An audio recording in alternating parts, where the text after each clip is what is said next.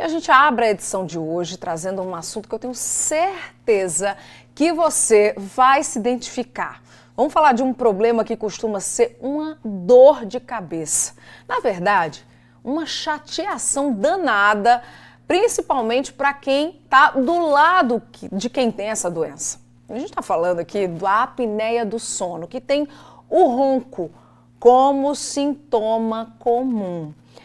E aí o que acontece? É um assunto que muitas vezes é levado de uma forma engraçada, pelo bom humor, mas isso é muito sério, viu, gente? Inclusive, a gente vai explicar tudo isso com um especialista, com um médico do sono pela USP, Gustavo Leal Coutinho, que participa aqui do Jornal da Correio hoje, através da videochamada. Seja bem-vindo ao Jornal da Correio, Gustavo. Boa noite para você. Boa noite, Linda. Boa noite a todos os telespectadores da TV Correio. Prazer estar aqui com vocês.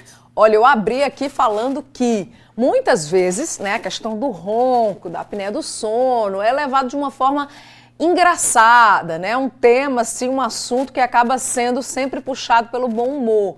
Mas é um assunto bem sério, né, Gustavo?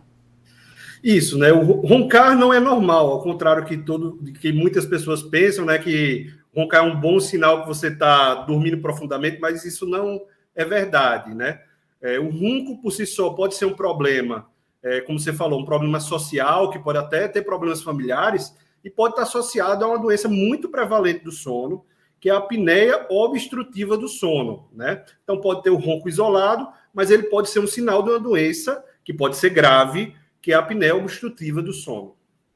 Tá, e todo ronco é apneia? Não, a gente pode ter o ronco primário, que é quando o paciente ele tem ronco, mas no exame da polissonografia ele não fecha critérios para o diagnóstico de apneia obstrutiva do sono. Uhum. Está acima do peso, por exemplo, Gustavo, pode provocar também um ronco, enfim? A obesidade é um dos principais fatores de risco, Linda.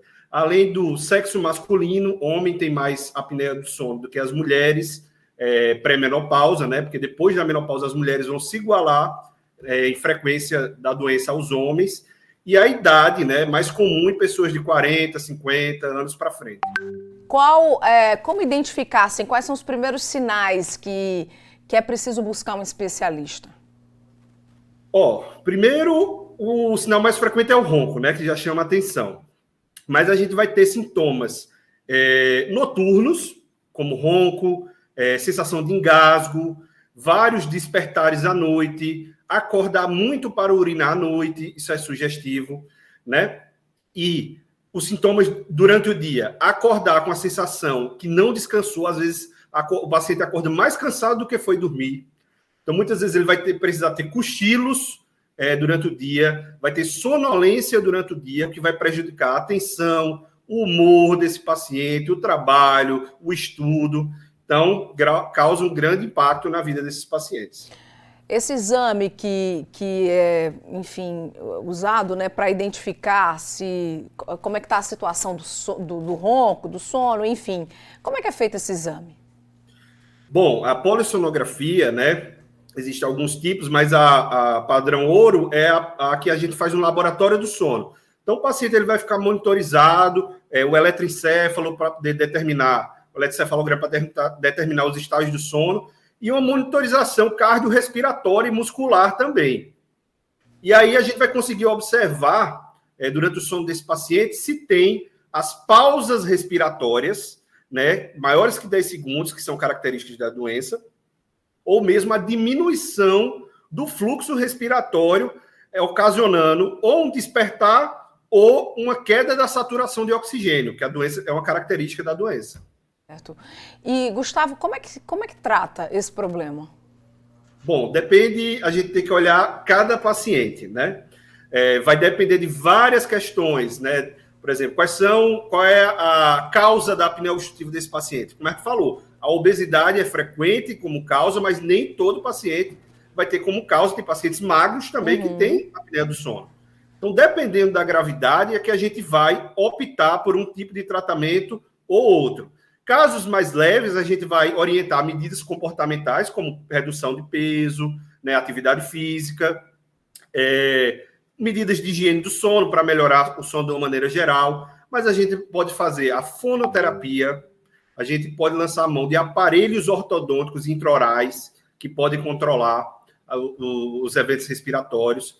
E quando vai aumentando a gravidade, cada vez mais vai sendo indicado o CPAP, que é aquele aparelhinho que foi citado no programa, mas a gente também tem, inclusive, tratamento cirúrgico, né? Tem pacientes que preferem, não querem usar o CPAP, acabam optando pela cirurgia. E outros pacientes que têm maior formação crânio-facial, às vezes precisam de cirurgias ortognáticas. Por quê, doutor Gustavo? Nós temos perguntas dos nossos telespectadores. Por exemplo, vou começar aqui com a do Cristiano, que diz o seguinte, ele diz que tem apneia do sono, obstrutiva grave, né?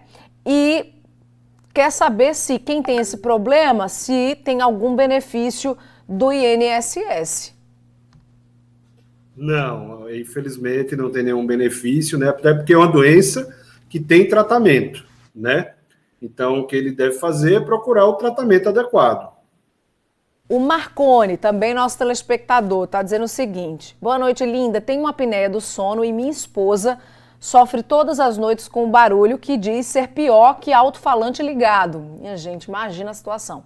Aquele aparelho que a pessoa dorme com ele resolve o problema? Bom, então, primeiro passo é ele ir num especialista de doenças do sono para poder fazer o diagnóstico correto, né? Que é por meio da polissonografia. Se tiver indicado, né, se ele tiver comprovado que ele tem apneia obstrutiva do sono e o CPAP tiver indicado, ele tem uma alta chance de resolver completamente o problema. E aqui também a pergunta da Mariana. Por que se usa antidepressivo para induzir o sono do paciente? Isso não vai piorar o estado do paciente, não, por conta dos efeitos colaterais da medicação? Bom, a gente usa os antidepressivos, né, nos casos de insônia. Esses medicamentos para insônia, a maioria das vezes, eles são usados em doses baixas, doses bem mais baixas do que as doses que a gente usa para tratar a depressão. Porque nessas doses baixas, elas vão antagonizar um receptor de um neurotransmissor que chama histamina, que é um dos neurotransmissores que fazem a gente ficar acordado. Então, essa é a explicação da gente usar os antidepressivos para tratar a insônia. Mas como a gente usa em doses baixas, existe um risco baixo de efeitos colaterais. O José, do Altiplano, está perguntando se o problema é hereditário. Olha, é uma doença multifatorial, né? Tem várias causas. E tem influência genética? Tem influência genética, mas como a gente falou, o principal fator de risco, ser homem, obeso, a idade mais avançada, né? Mas tem influência genética? Tem, assim como outras doenças, como pressão alta, diabetes. Doutor, é normal a criança, né, roncar? Olha, não é normal, não é normal roncar em nenhuma idade, né? A criança principal, a gente tem que ter muita atenção, né? Porque na criança a gente já vai ter outras causas para a apneia obstrutiva do sono, diferente do adulto, né? Então, na criança, a gente tem que olhar muito para a questão das vias aéreas superiores, para ver se ela não tem uma amígdala aumentada, uma adenoide aumentada, que a maioria das vezes o tratamento da criança é cirúrgico e curativo, né? Mas claro que cada caso tem que ser individualizado. Doutor Gustavo, muito obrigada pela sua participação hoje aqui no Jornal da Correio, viu? Eu que agradeço, boa noite a todos os telespectadores. Boa noite, bom jantar para o senhor e até a próxima. Bom, espero que tenha te ajudado também você que está aí nos assistindo, ou que sofre com um problema, ou que tem alguém em casa que sofre, né? Tá aí algumas orientações, algumas dicas também.